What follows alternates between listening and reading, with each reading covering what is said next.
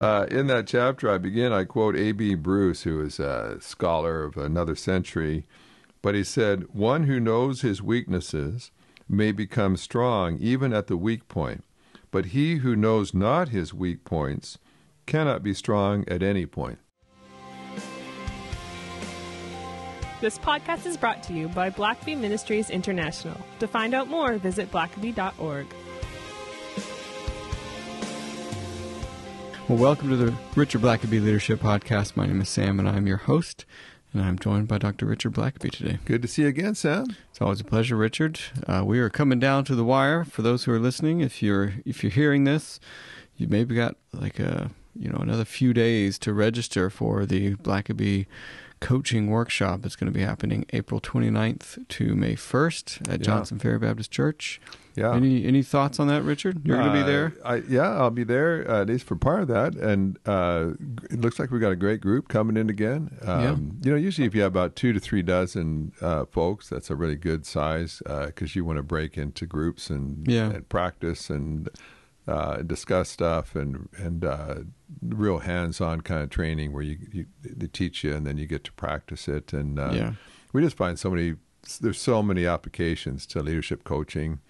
You know, again, whether you're a parent, you're just a friend that is trying to encourage folks to move forward with what God has for them, or if you are looking at a business of being a leadership coach, there's a whole range there we get of people. A lot of them that use it in their actual business and work. A lot of C12 chairs, people that work for various kinds of marketplace ministries, but and they just find it just very helpful. So, you might be listening to this and wondering if that would apply to you, but the skills are great. The price is great, very, very competitive anywhere you're going to find for leadership coaching training. But not too late to sign up. And if you do come and you heard this podcast, be sure to come up and introduce yourself to me while I'm around, and love to meet you. Absolutely. Well, as I tell folks, when they ask about if they should do a coaching workshop,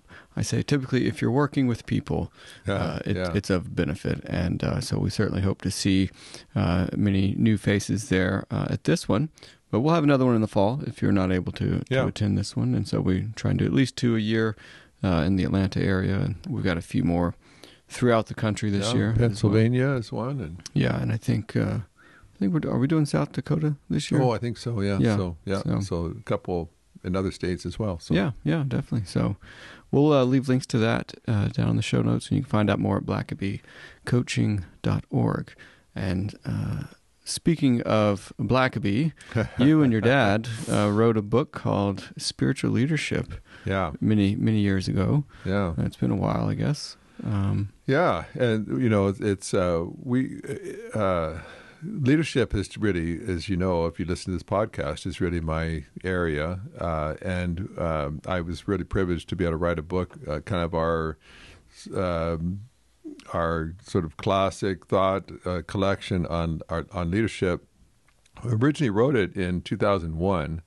And it was very well received. It's been used as a textbook in all kinds of Christian schools and colleges and seminaries, and it's just made the rounds into political circles and other places. And so 10 years later, in 2011, it had been so widely used that we were asked to update it. And so I did, and I took out about 100 pages of content, just trimming and tightening, but then I added about 200 pages back in and added 2 more chapters. So it's been updated quite a bit then, and it continues to be used. I've just contacted the other day by a seminary that's going to be using it as a primary textbook, and just a place where we've been able to assemble a lot of our key thoughts on leadership. And so what I thought we might do on several of these upcoming podcasts is just dig into some of the chapters and just kind of highlight those. I certainly encourage you to, if you haven't ever read the book, and get the updated one.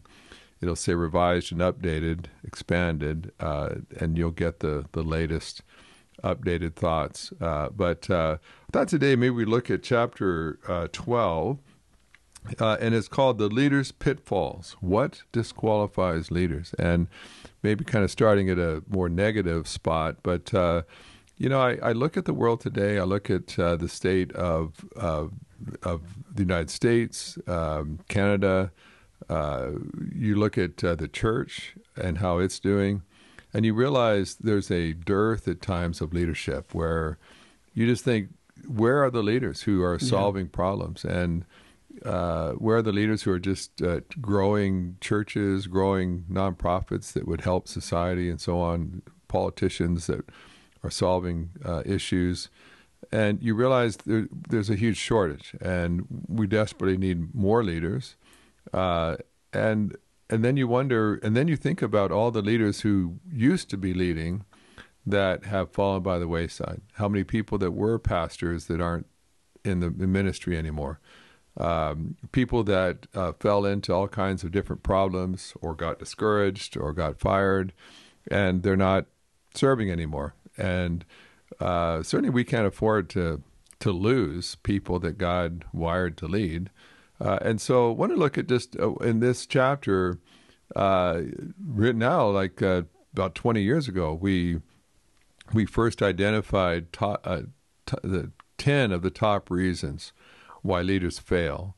And I'll tell you what, after 20 plus years, these are all still just key reasons, key issues. So just kind of dig into the pitfalls, and we'll see how far we can get in this, the time allotted. So there's 10, but it may be we might look at 5 this week. Maybe continued. We'll see how it goes. But, in that chapter I quote A.B. Bruce, who is a scholar of another century, but he said, "One who knows his weaknesses may become strong even at the weak point, but he who knows not his weak points cannot be strong at any point."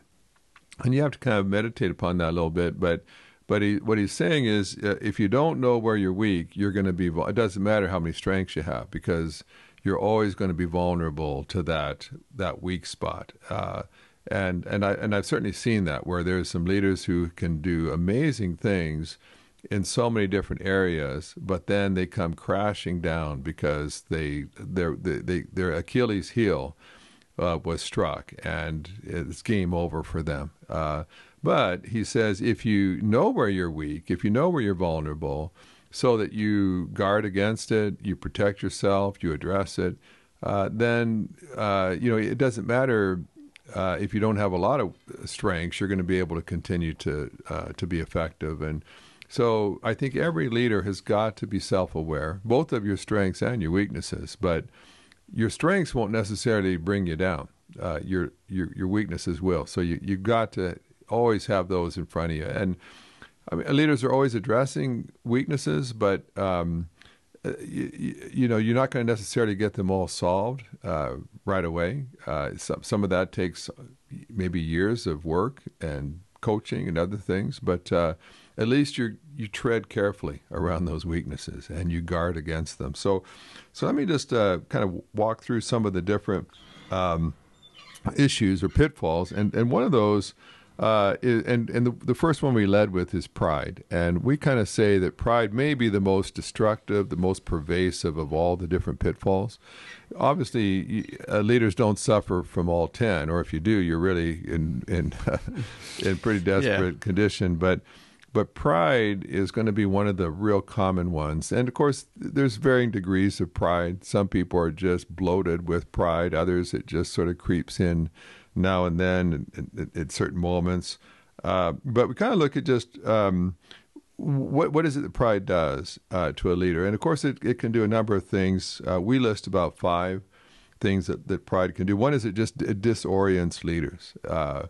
Leaders have got to be able to clearly see themselves and to see their situation.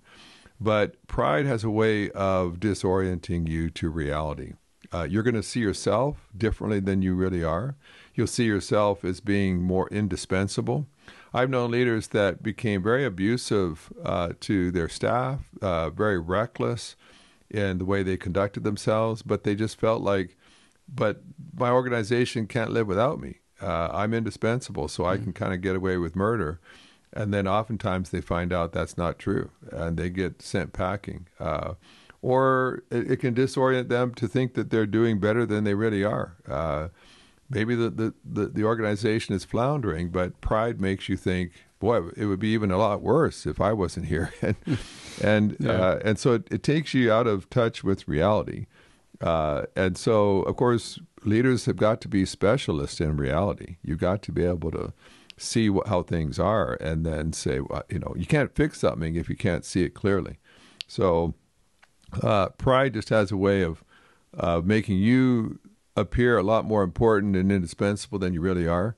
And oftentimes it's going to make you view people as less indispensable, less important, less valuable. And so once you're not seeing reality clearly, you're vulnerable. Second thing is pride also just makes leaders feel make them unteachable. Of course, if you are the leader, if you've had success, then you see yourself as the expert, and you begin to feel like I don't need to have a teacher; I need to teach others.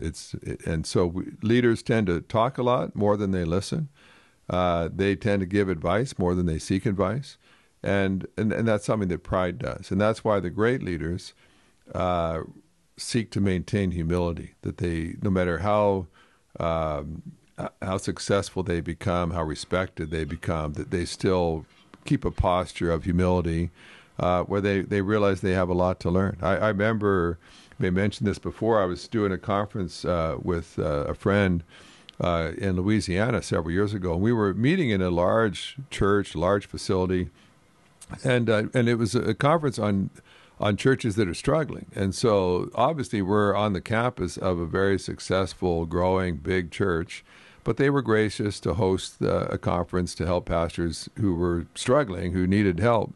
And there was this kind of older man, looked to me like, I just sort of guessed he must be a retired pastor and maybe a minister that just wanted to see what he could pick up and learn. And so he was there. I met him, and so he's had his notepad out. He sat there at the table all the sessions all morning into the afternoon. And ultimately I learned that he wasn't a retired pastor. He was a current pastor, and he was actually the pastor of that church, the host church. And it's like, you clearly don't need to, you're not struggling with a church that's in decline. Your church obviously is growing and prospering. But so why are you sitting there with a notepad open, taking notes? Because that's clearly not your issue. But he was a pastor that was always open to learning from whoever it was. And since his church was hosting a meeting, he thought, what a great opportunity for me maybe to learn something. He was older than I was, more experienced, certainly as a pastor. But he thought he might still learn something that I might say. And I came away just so impressed with the humility of that. It's rare, honestly, to see that. Typically, even if the pastor is hosting the meeting, he may be in his office or feel he's too busy or might just pop in and out. But this guy just sat right in there and just totally immersed himself in the conference. And there's just a lot of leaders that just would think they were too busy to do that. It takes humility.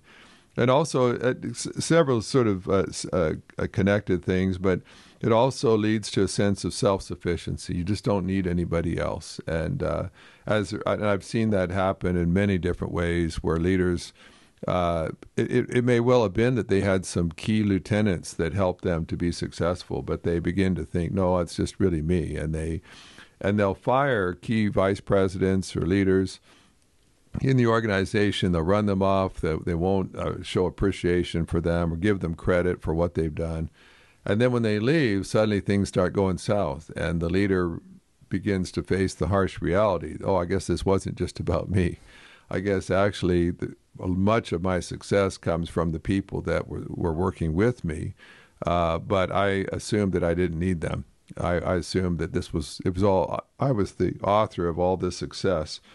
And then two others, it also can lead to a loss of compassion. Pride is really being self-centered. It's focused on yourself. And And the more self-focused you are, the less others-focused you are. And you begin to think that it's about you. And so I've seen this in business and nonprofits where, literally you can have a guy leading a nonprofit that's being paid millions of dollars to like help the homeless or something. And they barely have the resources to actually do their job because it's all about him and remunerating him well. And sometimes it's just a pride thing to say this whole organization really is built around me. And instead of having compassion for your staff, your employees, and there's other times where leaders have taken cuts in pay, but then not cut the pay of the people on the ground floor and said, hey, you can take $1 million of my income and I'll still be making a decent living. But these folks are, it's a real tight budget right now with inflation and so on. And so pride, you can always tell when you stop caring about the people you work with, the people you serve. Pride may be the culprit for that. And then finally, just pride makes leaders vulnerable. Of course, if you're not seeing reality properly, you're vulnerable. But and it's been said of people like Julius Caesar that he became so proud and so confident that he didn't take danger seriously. And on the Ides of March, when he was going to be famously assassinated, there were people who warned him about that. He warned him to be cautious, that there was stirrings and word of a possible murder attempt. And Caesar dismissed his bodyguard. He came in without even his bodyguard. He was so dismissive of his enemies. And because he had an overblown view of himself and his power, his invincibility, of course, he came down famously under a rain of dagger blows, and that pride led to his death, which was unnecessary. If he'd had his bodyguard, if he had heeded people's warnings and advice, he would have lived to see another day. But so we could say a lot about pride, and I think part of the reason that pride is so pervasive for leaders is that leaders, if you're very good at all, you're going to experience success. You're going to experience growth. And people beneath you on the organizational chart are going to be fawning over you and telling you what you want to hear. And you can get criticized for sure, but you also get praised. And if you are susceptible to pride, it's just going to fan that pride into a flame. Not everybody can handle leadership roles because pride is just too easy to grow in someone like that. So the first two pitfalls, particularly the first one, pride, we say is certainly the most pervasive, perhaps, of all the pitfalls.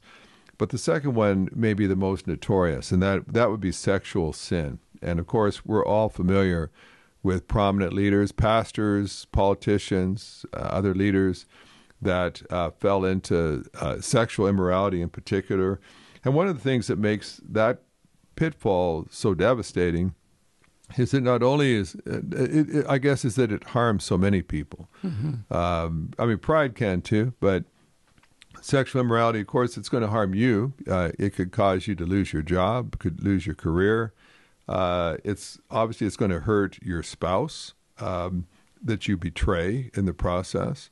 And of course, so many times it's the very spouse that you vowed before God and witnesses to love in sickness and health and so on. And then pride, lust, whatever else can convince you it's not binding for you. And so you betray that person. Of course, if you have kids, it's devastating on them. It's devastating on your organization. I've known organizations where key vice presidents had adulterous relationships, and several of them ended up losing their jobs or causing all kinds of conflict among the leadership team.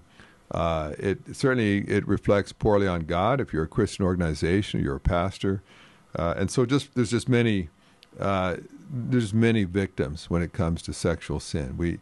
Of course, it's always presented as, well, these are just two people who love each other. But the devastation, the harm, the hurt, the pain is so acute that it is very clear that you're blinded into destructive behavior. And in this chapter, Dad and I looked at about 5 things you could do to protect yourself from that. And we've said this before, and sometimes people really take exception to this, but like all these pitfalls, we would tend to say, don't ever feel like you're somehow invulnerable to them, that that this just isn't my issue. I would never do this. I could give you a list of pastors that wrote books on how to protect yourself from sexual sin, and then they committed sexual sin. But under the right circumstances, when you're at a weak point, a certain type of temptation or whatever else, certain opportunity, and suddenly you find yourself falling. And so every leader needs to have some safeguards. And I would say probably safeguards against all manner of downfall, such as financial mismanagement as well. But in terms of sexual sin, one thing is I think the key one is just make yourself accountable. And I've just seen so many times where if you see a leader who falls into sexual sin, almost invariably, you're going to find that they had nobody that was holding them accountable. They were meeting with women one-on-one, and nobody was in a position to challenge that or ask questions, or they maybe the senior pastor had all the staff put windows in their office door, but they didn't have a window, or maybe they did, but their office was so big that they could sit in whole sections of their office where no one could see through that window. And I've heard all manner of stories where there might have been organizations with high accountability for everybody else, but then not the leader. And the leader ought to set the example for accountability, whether it's for financial spending or certainly any kind of sexual issues. And second is, I just tell, especially when it comes to sexual sin, is leaders just need to keep their own counsel, especially pastors. I've never known a pastor yet who committed sexual sin that didn't know that it was wrong and hadn't probably warned others about not becoming involved in that behavior. They know what to do. They knew how to avoid that. It just at a certain point they just chose not to. They succumbed to the temptation themselves. But it's rare that you commit sexual sin and don't know that it's wrong, and you don't know how you could have avoided it had you wanted to. A third one is just consider the consequences, and I've always found that to be a good path for any kind of inappropriate behavior. Is if you start to feel tempted, and of course temptation itself is not necessarily the same as a sin. Being tempted isn't the same as actually committing that transgression, but so temptation is. I mean, even Jesus was tempted, which is kind of an interesting thought, really, in a sense. He was tempted, but he did not yield to that temptation. So if you do feel thoughts that are tempting you, I think it's very good just to consider the consequences. Think through. Okay, if I were to follow through with this temptation, if I were to just go ahead and do this, what would that lead to? And certainly with sexual temptation, the temptation might be enticing you with, wouldn't this be exciting and fun and whatever? But then think beyond that moment. Think about when the moment's over. Think about going home, facing your spouse. Consider what it would be like when you are found out, and now you have to face your spouse that you betrayed. Think about when your kids look you in the eye and say, "Dad" or "Mom, how could you do that?" And think about now when maybe you're not living with your kids anymore because now you're separated from your spouse. And think about standing in front of your congregation and confessing to them why you have to step down now from your job because you gave in to that temptation.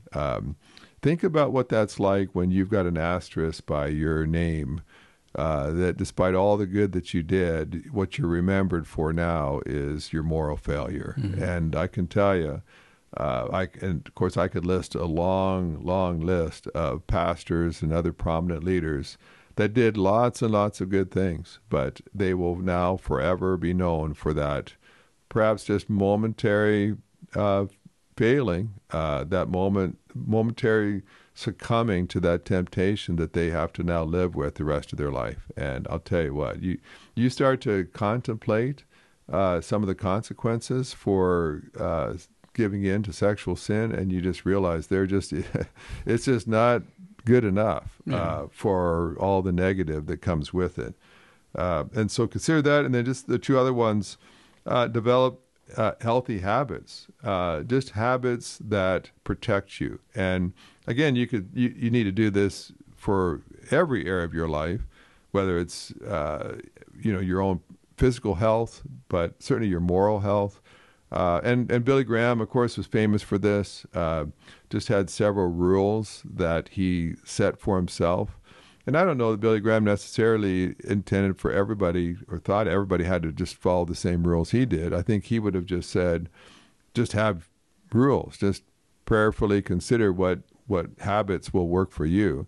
But of course, for Billy Graham and his team, they never were alone with a woman that wasn't their wife. They had all kinds of safeguards for handling money.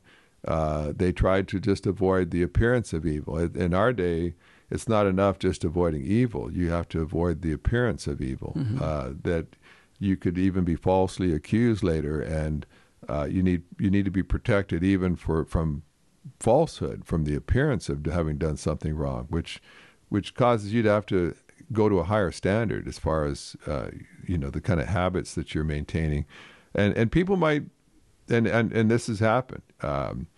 I think Mike Pence, the former vice president, was ridiculed for sort of following the Billy Graham rule, and people made fun of him for that. But there may be people who really question you. They might even be offended that you would even have that standard. Maybe applying, if you're a man and you don't want to meet alone with a woman, that woman might be offended that you'd even think that she might be a temptation to you, or that she would consider that. But you just have to, in the end of the day, just say, but regardless of what other people think, my focus is making sure that I'm just safeguarded from this ever happening. So think through carefully, talk with others about maybe some ways they safeguard. I know I work a lot with business people who have to go on business travel, and a lot of times there'll be people of the opposite sex on their team that's in a hotel and going out for dinner somewhere, and they've got to figure out how they can keep themselves safe and honor their spouse and honor God. And then the last one is just maintain a healthy, growing walk with God. God certainly knows how you're vulnerable, and He knows how to protect you. He knows you better than you do. You may feel like, I think I'm okay with this. I think I could handle that. And God might be saying, no, I know how you're wired. I know you wouldn't last 10 minutes under this circumstance. So don't let yourself get in that circumstance. And again, I could tell you some very, very prominent leaders, prominent pastors, you would never in a million years have thought that they would commit that kind of sin. I suppose they also thought not in a million years would they ever do that, and until they did. And so, but I found that if you truly are heeding the voice of the Holy Spirit, He will be constantly warning you, preparing, guiding you, alerting you if there's temptation. And there's been times in my life, and again, I don't want to, super spiritualize myself or anything, but because I've not always been perfect at this, but there have been times where I've just felt uncomfortable, just awkward, or they're just for different reasons. But there are just times where you just feel like the Spirit of God is just turning that red flashing light on your spiritual dashboard, and you just realize, okay, there's something's not right here. And of course, you can't know what's in the heart of someone. If you're a man, you can't necessarily know what's in the heart of women. Men are notoriously bad sometimes at picking up what's in the heart, what the intentions of a woman are, and vice versa. I mean, a woman sometimes has no idea what does this man, is he just being nice, or is he thinking more than just being nice? And all of a sudden you start to realize, okay, I don't like where this conversation's going. This type of humor seems a little inappropriate for this setting. This person's standing a little too close to me, whatever it might be. I've just found that if you're walking closely to the Holy Spirit, if you heed His voice, he'll be trying to protect you. He'll be trying to warn you. And one thing I have just come for several reasons just to try to practice is just take all those promptings seriously. You might not even understand it. You might be second guessing yourself. You might be saying, "Oh, am I just reading too much into this?" My word of advice would be just take any prompting of the Holy Spirit seriously. Always better to be safe than sorry. And so if you sense a discomfort, maybe I'm just being a prude, you might think. Maybe I'm just reading too much into this. Surely this person is a man or woman of God that would never do such a thing, but still in your spirit you just sense the Spirit's warning you. Then I would just say just better to just always just follow the impulse of the Spirit. And if He says, hey, call it a night, just decline that invitation to go out for coffee or to do this or that, or for Him to give you a ride home or whatever it might be. Just trust that the Holy Spirit is desperately trying to protect you from something that you might greatly regret, or at least protect you from getting into a really awkward situation that's going to be very, very difficult and painful to get out of. He's trying to protect you at the front end, so you suddenly don't find yourself in a really bad place where now it's going to be very difficult to get out. So I guess Rick, Sam, we got through about two of these, but these are the two big ones, really. Yeah. Some of the other ones maybe we can go through a little quicker, but sometimes you hear some of this, you think, oh yeah, that's all basic. That's all, I know all that. But yet these two issues continue to be at epidemic proportions among leaders in the church, sadly, but also in the business world, the professional worlds. And so I think you just have to periodically circle back around and say, so just kind of like you'd be checking maybe each year you check your insurance policies and say, do I have enough coverage? Am I safe? Do I need to beef something up? I think the same thing when it comes to things that could endanger you personally, your career, your leadership. Just maybe circle back around periodically and say, how am I for sexual sin protection? How am I for becoming prideful protection? Do I need to add some extra coverage? Do I need to change some things so that I'm safe? Because I would hate to succumb to either one of those. Yeah. Well, I'm not surprised at all with the number of things that we got through today's podcast, but we'll keep plowing ahead in future podcasts, and I appreciate you taking the time to go through this, Richard. And as always, we'll leave links to everything we mentioned, especially the Spiritual Leadership book. That'll be in the show notes. And until next time. Thanks for listening to the podcast. If this is something you enjoyed, it really makes a difference if you leave a review and a 5-star rating on Apple Podcasts or wherever you listen. Don't forget to subscribe and share with your friends. We always love hearing from our listeners, so email us at podcast@blackv.org.